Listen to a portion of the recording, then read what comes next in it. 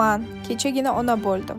Vaznim 90 kilogramm. Bu ham man. Faqat 1 yildan keyin. Vaznim 65 kilogramm. 1 yil ichida 25 kilogrammga ozdim. Maqsadim esa 55 kilogramm bo'lish. Yana 10 kilogramm vazn tashlash uchun nimalar qilayotganimni bu videoda ko'rsatib beraman. Kunimni iliq suv ichish bilan boshlayman. Har kuni ertalab Health Concept'dan 1200 kaloriyali ratsion dostavkasi keladi. Bugun nonushtaga tovuqli va pomidorli brusketta yedim. Keyin esa zalga 35 minut Health Clubga chiqdim. Bu zalli boshqa zallardan farqi ularni umni trenajyorlarida attiga 35 minut trenirovka qilasiz, lekin butun tanangiz ishlaydi. Trenirovka payti va trenirovkadan keyin ham ko'proq suv ichishga harakat qilaman. Soat 2 da obed qilishga o'tirdim. Obedga shunaqa qovoqli sho'rva ichdim. Nimaga ovqat zakaz qilasiz, o'zingiz qilmaysizmi deb o'ylashingiz mumkin. Lekin menga o'xshab yosh bola bilan qiynaladiganlar meni tushunishadi. Agar siz ham kaloriya hisoblashga yoki sog'lom ovqat tayyorlashga qiynalsangiz, shunaqa ratsion zakaz qilib ko'rishingizni tavsiya qilaman. Ancha ishingiz yengillashadi. Ko'rib turganingizdek, shirinlik yeb ham ozsa bo'ladi. Eng muhimi, kunlik kaloriyadan oshib ketmasligi kerak. Qornim ochib qolmaydi, chunki ovqatlar to'yimli va mazali. Kechki soat 7 da ujin qilishga o'tirdim. Ovqatdan oldin 1 stakan suv ichib oldim. Ujinga